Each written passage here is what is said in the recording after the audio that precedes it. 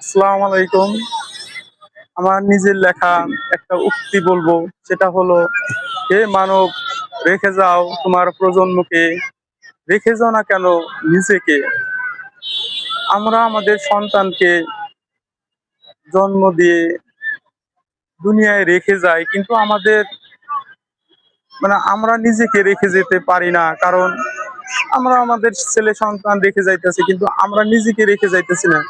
সেজন্য আমি আমার উদ্ধৃতি দিয়ে বোঝাতে চেয়েছি, আমরা যেন আমাদের নিজের কর্ম, নিজের আদর্শ, নিজের ভালো কাজ, আমার নিজের লেখা মাধ্যমে আমি যেন নিজেকে রেখে যেতে পারি।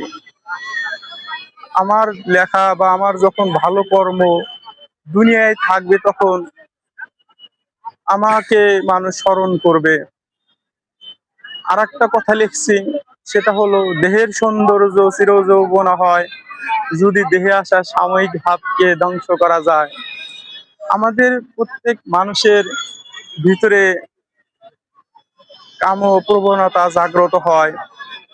আমরা যদি এই উত্তেজনা, এই প্রবণতাকে আমরা যদি দমন করতে পারি বা আমরা মডিফাই করতে পারি, আমরা কি ওই মুহূর্তে যদি আমরা অন্য দিয়ে মন রে নিতে পারি, তাহলে আমরা নিজের দেহকে আমরা রক্ষা করতে পারবো।